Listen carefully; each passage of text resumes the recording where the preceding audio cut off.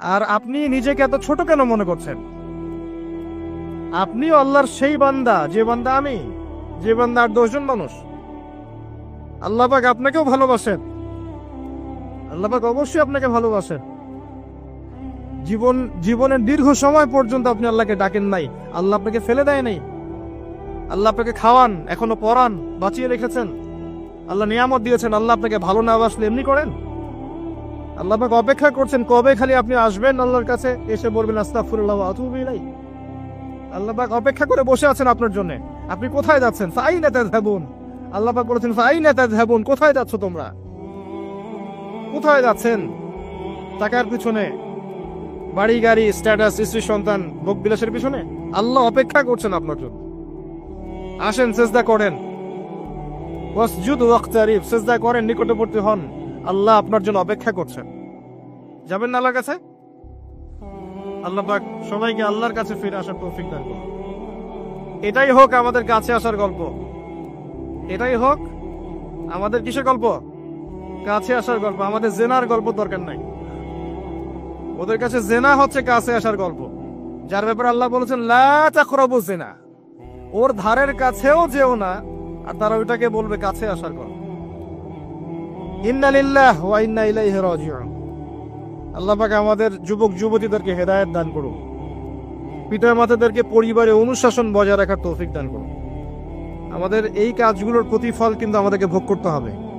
আমাদের মেয়েদের, আমাদের ছেলেদের, তাদেরকে আমরা কিভাবে বড় করছি এটার হিসেব কিন্তু আমাদেরকে চুকিয়ে দিতেই হবে। পিতামাতাদেরকে বলবো সচেতন হয়ে যান। আল্লাহ পাক তৌফিকের আয়াত করুন, আমিন। আর যারা ওই পথে চলে গেছেন তাদের উদ্দেশ্যে একটা কথা বলবো, সেটা হচ্ছে যে এটা একটা মোহ, একটা ভ্রম। বাস্তবতা হচ্ছে যে আপনাকে প্রতিশ্রুতি দিচ্ছে সে আপনাকে অনেক ভালোবাসে, আদতে সে আপনাকে ভালোবাসে না। আদতে সে আপনার অবস্থানকে ভালোবাসে। আপনি আজ হোক আর কাল হোক এটা বুঝতে পারবেন যে সে আপনাকে ভালোবাসে না, আপনার অবস্থানকে ভালোবাসে। আপনার অবস্থান যদি ভালো থাকে সে আপনাকে ভালোবাসবে, অবস্থান ভালো না থাকলে ভালোবাসবে না। একইভাবে আপনি একটা মেয়ের কাছে যে ভোগবিলাস চাচ্ছেন, একটা ছেলে একটা গায়রে মারা মেয়ের সাথে ফ্রেমিক্সিং করলে তার একটাই উদ্দেশ্য থাকে, সেই মেয়েটাকে ভোগ করা। সুযোগ পেলেই সে মেয়েটাকে ভোগ করে ফেলবে। আর একইভাবে এই মেয়েও দেখবেন আপনার যতটুকু সামর্থ্য আছে, অর্থবিত্ত যা যা আছে, এটাকে সে ইউজ করার চেষ্টা করছে তার স্বার্থে। বাস্তবিক অর্থে দুজন দুজনকে ভালোবাসে না মোটেই, দুজন দুজনের স্বার্থকে ভালোবাসে। ভালোবাসা আল্লাহর পক্ষ থেকে আসে। কখন আসবে? যখন আপনি হালালের উপর থাকবেন, যখন আপনি বিয়ে করবেন হালাল ভাবে। অচেনা একটা মেয়ের প্রতি দেখবেন আল্লাহ পাক এমন ডিভাইন একটা লাভ দিয়ে দিবেন, ওয়াজআলা বাইনাকুম মাওয়াজ্জাতা ওয়া রাহমা। আল্লাহ পাক তার পক্ষ থেকে উভয়ের মাঝখানে হৃদ্যতা, ভালোবাসা, মহব্বত দান করবেন। বলুন সুবহানাল্লাহ। এটা ডিভাইন, আল্লাহর পক্ষ থেকে আসবে, ঐশ্বরিক। আর বাকিটা হচ্ছে ঐশাচিক, শয়তানি, প্রবৃত্তির দাসত্ব, ভোগবাদী। এগুলো খেয়াল রাখবেন। এতে করে যা হবে, আপনি একবার আপনার ইজ্জত হারায় ফেললে কখনো ফিরে পাবেন না। অদ্ভুত বিষয়, মানে এই বিষয়গুলোকে আমরা কিছু মনেই করি না এখন। আমরা কিন্তু কিছু মনেই করি না, মনে করি এটা একটা মানে সোশ্যাল কালচার। গার্লফ্রেন্ড বয়ফ্রেন্ড থাকবে, এটা সোশ্যাল কালচার। এভাবে যে কত ছেলে কত মেয়ে, লক্ষ লক্ষ কোটি কোটি নিত্যদিন জেনা করছে, আল্লাহ ভালো জানে। আল্লাহ পাক আমাদের যুব সমাজকে হেদায়েত করুন, আমিন। আর যে প্রশান্তির জন্য আপনি তার কাছে যাচ্ছেন সেটা তার কাছে নাই। প্রশান্তি আছে কোরআনের কাছে, প্রশান্তি আছে নবীর সুন্নায়, প্রশান্তি আছে আল্লাহর জন্য সেজদায়। তার আল্লাহর জন্য আল্লাহকে স্মরণ করে আপনি কাঁদবেন, প্রশান্তি পাবেন। আল্লাহর জন্য কিছু কাজ করবেন, তার দিনের কোনো খেদমত করবেন, প্রশান্তি পাবেন। আল্লাহর কোরআনের 10টা আয়াত মুখস্থ করেন, মনে এমন শান্তি আসবে যেটা আপনি কোথাও পাবেন না। আমি চ্যালেঞ্জ করে বলছি আপনাকে, আপনি আল্লাহর কিতাবের আজকে গিয়ে 5টা আয়াত মুখস্থ করেন, অর্থটা পড়বেন, কয়েকবার চর্চা করেন, মানুষকে শোনান, আপনি মনে এমন একটা প্রশান্তি পাবেন যেটা পৃথিবীর কোনো জায়গায় পাবেন না। এখানে প্রশান্তি এত এত বেশি মাত্রায় আসবে, যার খবর যদি ওই পশ্চিমারা জানতো তাহলে আমার কলিজায় বোম মেরে উড়িয়ে দিত। কথা বুঝতে পারেন নাই? আল্লাহর পথে চললে যে প্রশান্তিটা পাওয়া যায়, এর খবর যদি ইসলামের শত্রুরা জানতো তাহলে মুসলিমদের কলিজায় পারমাণবিক বোমা মারত। তারা জানে না কি প্রশান্তি এখানে পাওয়া যায়। আপনি যে প্রশান্তির জন্য এখানে যাচ্ছেন এটা ওখানে নাই। কোরআনের কাছে আছে, সেজদায় আছে, নামাজে আছে, তাহাজ্জুদে আছে, আল্লাহর জিকিরে আছে। আর নেককার স্ত্রীর কাছে আপনি প্রশান্তি পাবেন। এটা আল্লাহ আপনাকে গিফট দিয়েছেন। আদম আলাইহিস সালামকে আল্লাহ পাক দিয়েছেন না? তার একাকী বোধ হচ্ছিল জান্নাতে, আল্লাহ পাক সঙ্গিনী সৃষ্টি করেছেন। এখানে আপনি প্রশান্তি পাবেন, বাকিগুলো প্রশান্তির উৎস নয়। পরে দেখা যাবে ওখানে ছাকা খেয়েছে, খেয়ে তারপরে মাদক সেবন করবে, তারপরে মিউজিকের কাছে যাবে, তারপরে দেখবেন যে পতিতালয়ে যাচ্ছে, তারপরে হয়তো গুন্ডামি করবে, জীবনটা উচ্ছৃঙ্খল হয়ে গেল। কেউ কেউ আত্মহত্যাও করবে, কারণ হচ্ছে ওই যে শুরুতে একটা মেয়ের সাথে প্রেম করে ছাকা খেয়েছে, ওখানে প্রশান্তি খুঁজেছে, শয়তান এদেরকে নিয়ে খেলেছে, একবারে দুজনের জীবন নষ্ট করে ফেলেছে। আদতে কি হলো, মুসলিম উম্মাহ থেকে দুইটা নক্ষত্র ধরে গেল। হয়তো ওই যুবককে দিয়ে দিনের কোনো খেদমত হতো, এখন আর হলো না। হয়তো ওই যুবক তার যৌবনকালটা ইবাদত করে কাটাতে পারতো, আরো সে ছায়া ছায়া পেত, আর পেল না। শয়তান সাকসিড, শয়তান জিতে গেল। এই হচ্ছে বাস্তবতা। বাস্তবতা বোঝেন, আল্লাহর কাছে ফিরে আসেন, আল্লাহ আপনার অপেক্ষা করছেন। আসবেন না আল্লাহর কাছে? এটাই হোক আল্লাহর কাছে আমাদের কাছে আসার গল্প। আল্লাহ পাক আমাদেরকে তৌফিক দান করুন, আল্লাহুম্মা আমিন। তো সুন্নতের কথা বলতে গিয়ে আসলাম। নবী সাল্লাল্লাহু আলাইহি ওয়াসাল্লামের সুন্নাহ আমরা যেন আমাদের সামগ্রিক জীবনে পালন করার চেষ্টা করি, আল্লাহ পাক চেষ্টাটা যেন কবুল করেন, আমিন। এরপরে আছে সালাতের কথা, তারপরে আছে আপনার যাকাতের কথা। নিসাব পরিমাণ সম্পত্তি হয়ে গেলেই যাকাত দিতে হবে। এটা নফল কিছু নয়, ফরজ জিনিস। যদি আপনি সামর্থ্যবানদের যাকাতগুলো কালেক্ট করতে পারতেন, কেউ যদি পারত, দেখতেন এই যাকাতের অর্থগুলো দিয়ে এত এত মানে বিগ বিগ প্রজেক্ট করা যেত, যেটা আপনি কল্পনা করতে পারবেন। এটা কিন্তু নফল কিছু নয়, দিতেই হবে বাধ্যতামূলক। যাকাত আল্লাহ পাক এই জন্য ফরজ করেছেন যাতে করে সমাজের মধ্যে ধনী এবং গরিবের সাম্য বজায় থাকে। এটা গরিবের হক। যাদের উপর যাকাত ফরজ হয়েছে তারপরেও যাকাত দিচ্ছে না, এদের সম্পত্তিগুলোকে আল্লাহ পাক কিয়ামতের দিন গলাবেন, মানে ধাতুতে পরিণত করে গলাবেন, গলিয়ে কপালে, গালে, পিঠে, চেহারায় লেপটে দিবেন। বলেন নাউজুবিল্লাহ। সূরা তাওবা পড়ে দেখেন, সূরা তাওবার মধ্যে এটা আছে। সম্পত্তি গলানো হবে, গলে একটা সোনা, তামা, ব্রোঞ্জ এগুলো গলালে কেমন হবে? এগুলো উত্তপ্ত করে যদি গায়ে লাগিয়ে দেওয়া হয় কেমন শাস্তি হবে? বলা হবে এটাই সেই তোমার সম্পদ যা তুমি সঞ্চয় করেছিলে, আজকে এটা আযাব ভোগ করো। নাউজুবিল্লাহ। এটা সমাজের সাম্য বজায় রাখে, গরিব আর ধনীর মধ্যে একটা ব্যালেন্স বজায় রাখে। এটা গরিবের হক। যখন আমরা যাকাত দিব না, গরিব মানুষের মাথাপিছু যে মানটা আছে জীবনযাত্রা, এটা আরো কমে যাবে। এটাতে শুধুমাত্র একটা রাষ্ট্রেরই উপকার হয় না, ব্যক্তি পর্যায়ে উপকার হয়। যখন ব্যক্তি পর্যায়ে যাকাত চলে যাবে সবার হাতে হাতে, দেখবেন আজকে যে খেতে পারছে না সে কালকে দুবেলা খেতে পারবে ইনশাআল্লাহ। আর অনেক মুসলিম আছি আমরা যারা সালাত পড়ি, যাকাত দেই না, আছি না? যাকাতকে আমরা ফরজই মনে করি না। যদি বলা হয় ইসলামের 5টা পিলার বলেন, বলবে কালিমা, নামাজ, রোজা, হজ, যাকাত। যাকাত সবচেয়ে শেষে, তাই না? যাকাতকে পাঠাইছে সবচেয়ে শেষে, অথচ আল্লাহ বলেছেন কালিমা, তারপরে সালাত, তারপরে যাকাত, তারপরে সাওম, তারপরে হজ। যাকাতকে গুরুত্ব দিন, এটা ইসলামিক অর্থনীতির মূল ভিত্তি। যাকাতের উপরে আল্লামা তাকি উসমানী শাইখের একটা বই আছে, এই বইটা পড়তে পারেন, অত্যন্ত চমৎকার। যাকাত নিয়ে বিস্তারিত আলোচনা করা হয়েছে এবং যাকাত কিভাবে মানবতার উপকার করবে এটা বলা আছে। আজকে এটা টপিক না, আমি না হলে অনেক লম্বা কথা বলতে পারতাম। আল্লাহ পাক আমাদের সবাইকে যাকাত দেওয়ার তৌফিক দান করুন, আমিন। এরপরে সাওমের কথা বলেছেন, সাওম ইনশাআল্লাহ সামনে আসবে, আমরা সবাই রাখবো। আল্লাহ পাক আমাদের সবাইকে 30টা সাওম, পুরো মাস সাওম রাখার তৌফিক দান করুন, আমিন। এবং সাওমটা শুধু না খেয়ে থাকার, পিপাসার্ত থাকার নাম নয়, বরং আল্লাহ পাকের যাবতীয় নিষেধ ছেড়ে দেওয়ার নাম কিন্তু সাওম। এটা একটা হিজরত। মানে আল্লাহ পাক যত বিষয় নিষেধ করেছেন এগুলোকে ছেড়ে দেওয়ার নাম কিন্তু রোজা বা সাওম।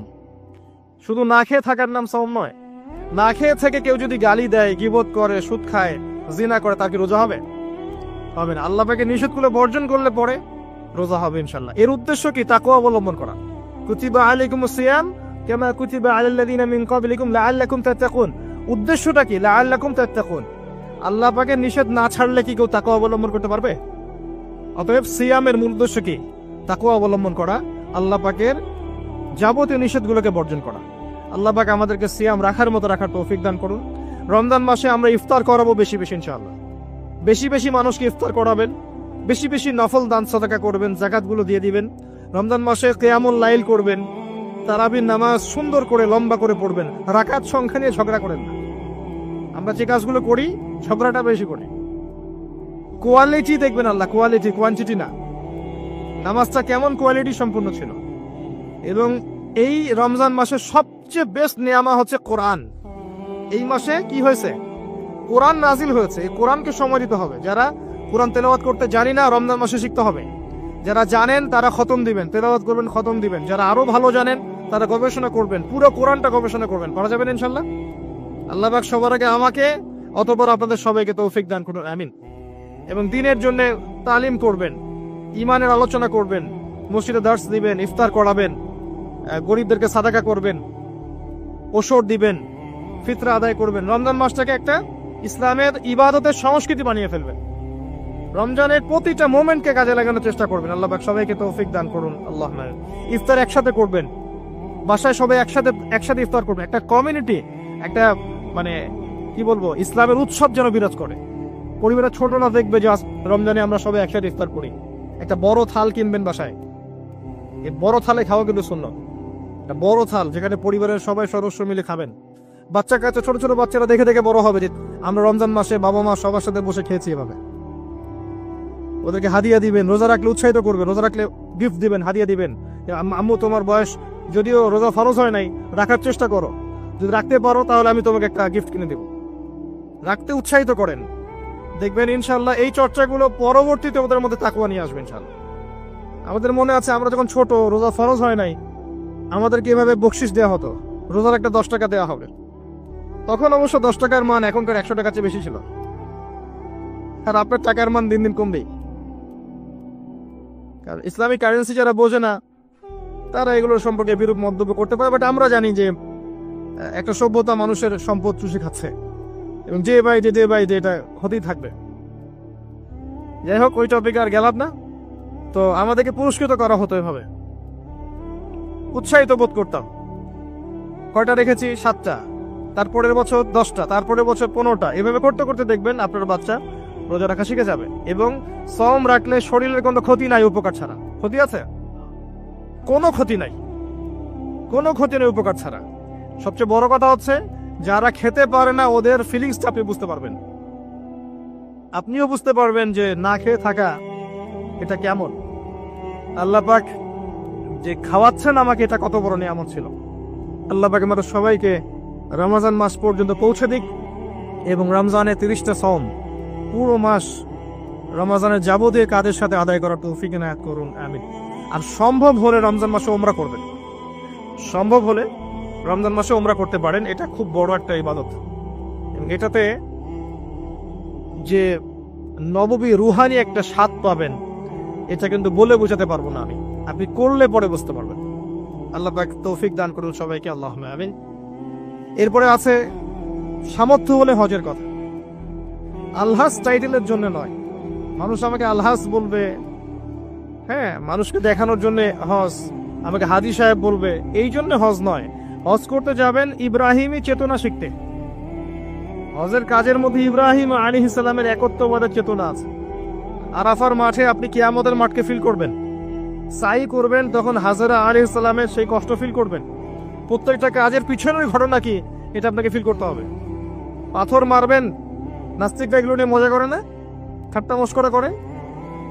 সন্তানকে জবাই করার যে হুকুমটা ছিল, সেখানে শয়তান ধোঁকা দিচ্ছিল না? শয়তান যে প্রত্যেকটা কাজে আমাদেরকে বিভ্রান্ত করে, এই চেতনাটা ওখানে জাগ্রত হয়। প্রত্যেকটা কাজ আমাদের বাহ্যিকভাবে দেখলে হবে না, এর পিছনে ভিতর একটা আধ্যাত্মিকতা থাকে, রুহানিয়াত থাকে। ওইটা বুঝতে পারলে ইসলাম বোঝা যাবে ইনশাআল্লাহ। তো হজের প্রতিটা কাজ আপনি দেখবেন ইব্রাহিম আলাইহিস সালামের সুন্নাহ, হাজরা আলাইহিস সালামের আত্মত্যাগ, ইসমাইল আলাইহিস সালামের ঘটনা, কিয়ামতের মাঠ, দোয়া কবুলের মাঠ, তাওয়াফ, এই প্রত্যেকটা বিষয় আপনার ক্ষুদ্রত্ব, আল্লাহর বিশালত্ব, এগুলো আপনাকে বুঝিয়ে দিবে। শুধু আলহাজ টাইটেলের জন্য নয়, বরং আল্লাহর কাছে আত্মসমর্পণ করার জন্য, প্রকৃত ইসলাম বোঝার জন্য হজ করবেন। আল্লাহ পাক তৌফিক দান করুন। দোয়া করে আল্লাহ পাক সবাইকে জীবনে অন্তত একটা বার যেন হজ করার তৌফিক দান করেন, আমিন। এটা প্রথম প্রশ্ন ছিল। দ্বিতীয় প্রশ্ন তিনি করছেন, কোন ব্যক্তি? ওই যে ধবধবা সাদা জামা পরা ব্যক্তি, মনে আছে না ভুলে গেছেন? সে কোথায় বসে আছে? হ্যাঁ, সামনে, হাঁটুর সাথে হাঁটু লাগিয়ে। হাত কোথায়? উরুর উপরে। উস্তাদের সামনে বসার আদব এটা, উস্তাদের সামনে বসার আদব। দ্বিতীয় প্রশ্ন করছে, ও এবার সেই ব্যক্তি বলছে সাদাক, আপনি সত্য বলেছেন। এবার পাশে ছিলেন উমর রাদিয়াল্লাহু আনহু, তিনি বলছেন ফাআজিবনা লাহু, আমরা অবাক হয়ে গেলাম। ইয়াসআলুহু ওয়া ইউসাদ্দিকুহু, সে নিজেই প্রশ্ন করলো, নিজেই আবার সত্যায়ন করছে। কে এই ব্যক্তি? কারণ যে প্রশ্ন করে সে কি সত্যায়ন করতে পারে? আপনি জানতে এসেছেন, একটা বিষয় জানতে এসেছেন, উত্তর পেলেন, আপনি নিজেই বলছেন হ্যাঁ আপনি সত্য বলেছেন, তার মানে আপনি আগে থেকে জানেন, তাই না? এবার দ্বিতীয় প্রশ্ন করছেন তিনি, ইয়া মুহাম্মদ, বলেন সাল্লাল্লাহু আলাইহি ওয়াসাল্লাম, আখবিরনি আনিল ঈমান, আমাকে ঈমান সম্পর্কে বলুন। এখন নবী সাল্লাল্লাহু আলাইহি ওয়াসাল্লাম বলছেন, আল ঈমান, ঈমান হচ্ছে আন তুমিনা বিল্লাহ, তুমি বিশ্বাস করবে প্রথমত এক আল্লাহর প্রতি, ওয়া মালাইকাতিহি, তার ফেরেশতা মণ্ডলীর প্রতি, ওয়া কুতুবিহি, সমস্ত আসমানি কিতাবের প্রতি, ওয়া রুসুলিহি, সমস্ত নবী রাসূলগণের প্রতি, ওয়াল ইয়াউমিল আখির, পরকালের জীবনের প্রতি। 6 নাম্বার, ওয়া আন তুমিনা বিল কদরি খায়রিহি ওয়া শাররিহি, এবং তুমি ঈমান আনবে, বিশ্বাস করবে তাকদীর বা ভাগ্যের ভালো মন্দের প্রতি। এই 6টা বিষয়ের প্রতি মনে বিশ্বাস করবে, মুখে স্বীকার করবে এবং কাজে বাস্তবায়ন করবে, এর নাম হচ্ছে ঈমান। মনে থাকবে? কয়টা বিষয়? 6টা। এখানে একটা কথা আমি বলি, আগেও বলেছি আবার বলছি, এই 6টা বিষয় গায়েবের বিষয়। এগুলোকে আপনি যুক্তি, বিজ্ঞান, দর্শন দিয়ে প্রমাণ করতে পারবেন না। পারবেন? পারবেন না। পরীক্ষা নিরীক্ষা, যুক্তি, বিজ্ঞান, দর্শন দিয়ে ল্যাবরেটরিতে বসে কি আল্লাহ, ফেরেশতা, আসমানি কিতাব, নবী রাসূল, পরকালে পরীক্ষা করা যায়? যায় না। এগুলো কিসের বিষয়? গায়েবের বিষয়। আল্লাযীনা ইউমিনুনা বিল গায়ব, মুত্তাকি কারা? যারা গায়েবে বিশ্বাস করে, এদের জন্যই হচ্ছে আলিফ লাম মিম যালিকাল কিতাব লা রাইবা ফি হুদাল লিল মুত্তাকিন। তো ঈমানের 6 পিলারকে 3টা কাজ করতে হবে: মনে বিশ্বাস, মুখে স্বীকৃতি এবং কাজে বাস্তবায়ন। যারা শুধু বিশ্বাসটাকেই সবকিছু মনে করে, এদেরকে বলা হয় মুরজিয়া বা শৈথিল্যবাদী। আর যারা কাজ করতে গেলেই পান থেকে চুন খসলেই কাউকে কাফের বলে ফেলে, এদেরকে বলা হয় খাওয়ারেজ বা খারেজি। আহলে সুন্নাহ ওয়াল জামায়াতের আকীদা হচ্ছে মাঝখানে। ঈমানের বেইজ হচ্ছে দুটো জিনিস: মনে বিশ্বাস, মৌখিক স্বীকৃতি। কাজে বাস্তবায়ন হচ্ছে ফুরু বা শাখা। কাজ করতে গিয়ে যদি আপনার ভুল হয়, কবিরা গুনাহ করে ফেলেন, আপনি কাফের হবেন না, বরং ফাসিক বা জালেম হতে পারেন। এবং কবিরা গুনাহ করে ফেললেই কাউকে হত্যা করা জায়েজ নাই, তার তওবার দরজা কি আছে? খোলা আছে। এই হলো ঈমান। তারপরে তিনি আবার প্রশ্ন করছেন, ইয়া মুহাম্মদ, বলেন সাল্লাল্লাহু আলাইহি ওয়াসাল্লাম, আখবিরনি আনিল ইহসান, আমাকে ইহসান সম্পর্কে বলুন।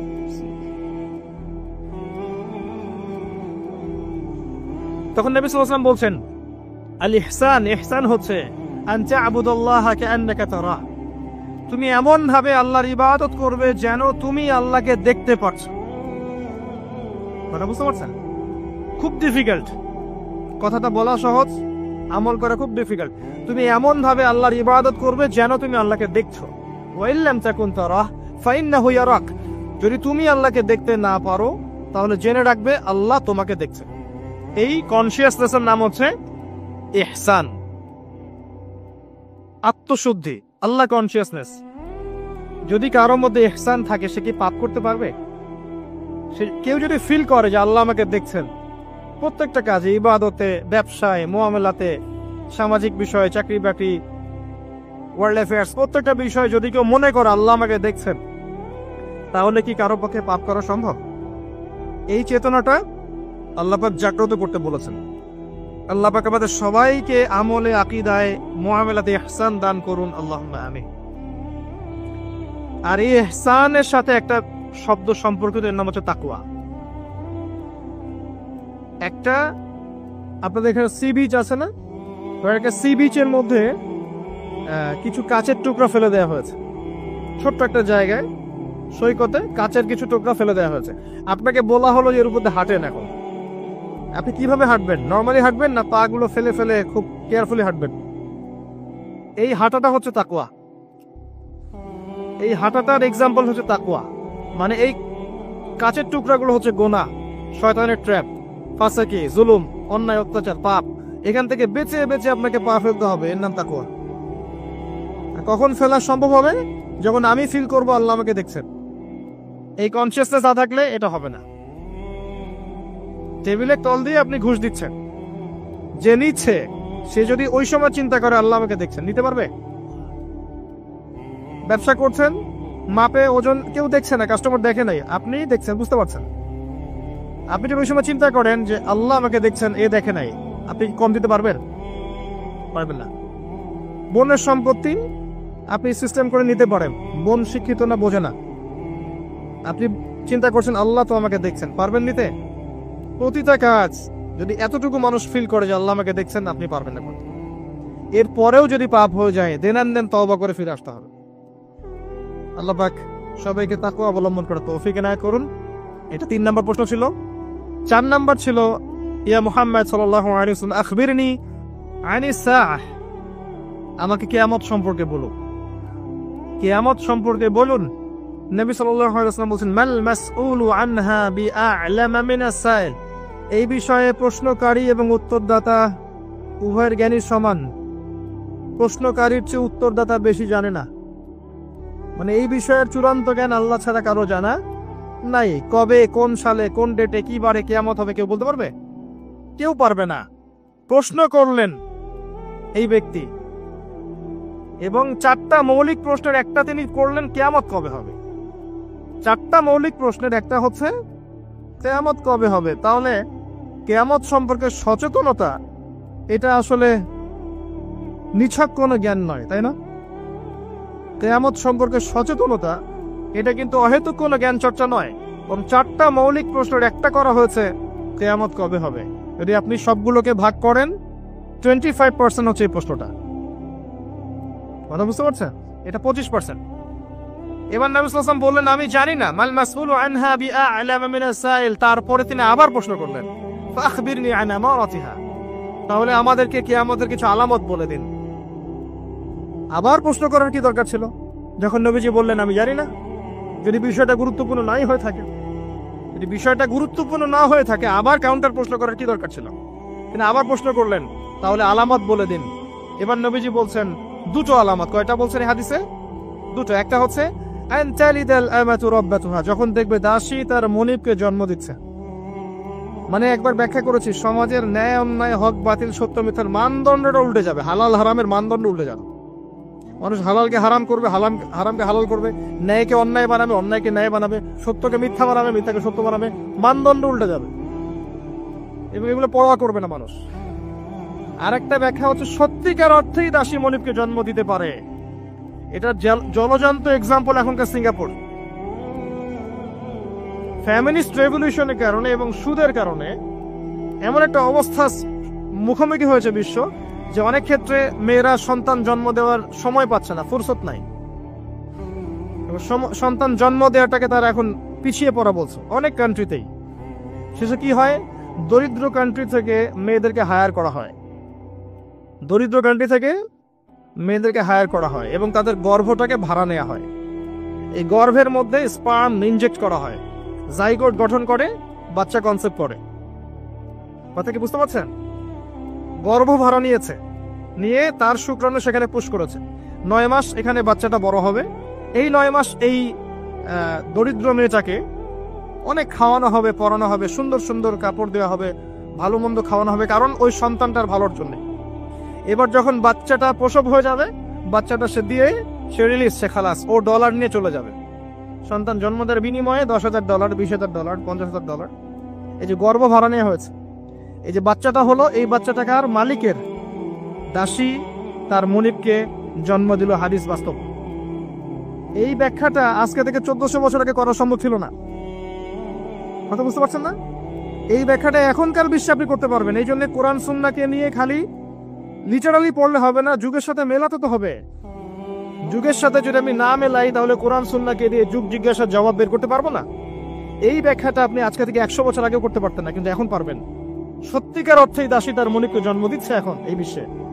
নবীজি তা বলেছিলেন, আনতালিদাল আমাতু রাব্বাতুহা, যখন দাসী তার মনিবকে জন্ম দিবে। আরেকটা বলেছিলেন, وأن ترى الحفاة العراة العالة رياء الشاء يتطاولون في البنيان যখন তুমি দেখবে সমাজের মাইন্ড করবেন না যখন তুমি দেখবে সমাজের সবচেয়ে দরিদ্র শ্রেণীর রাখাল শ্রেণীর নগ্ন পদের খালি পায়ের নগ্ন গায়ের মানে গায়ে জামা নাই পায়ে স্যান্ডেল নাই এমন শ্রেণীর মানুষেরা উঁচু উঁচু বিল্ডিং নির্মাণের প্রতিযোগিতা করবে ফান্তাজির সাআ কিয়ামতের অপেক্ষা করতে থাকো বিগত 200 বছরে বিশ্ব দেখে নাই এত হাইলি টলেস্ট বিল্ডিং এর প্রতিযোগিতা অমুকের 100 তলা তো অমুকের 200 অমুকের 200 তো অমুকের 300 এটা সমাজ থেকে শুরু করে রাষ্ট্র বিশ্ব সব জায়গায় এই দৃশ্য দেখা যাচ্ছে সমাজে দেখেন কিছু মানুষ ছিল যারা টাকা পয়সা ছিল না আজকে দেখবেন বিল্ডিং তুলছে 10 তলা 20 তলা 50 তলা অনেক রাষ্ট্র ছিল ওই যে বেদুইন রাষ্ট্র ছিল মধ্যপ্রাচ্যের দিকে তাকাবেন আগে জামা পরার টাকা ছিল না ব্ল্যাক গোল্ড পেয়েছে তেল উঠাইছে আর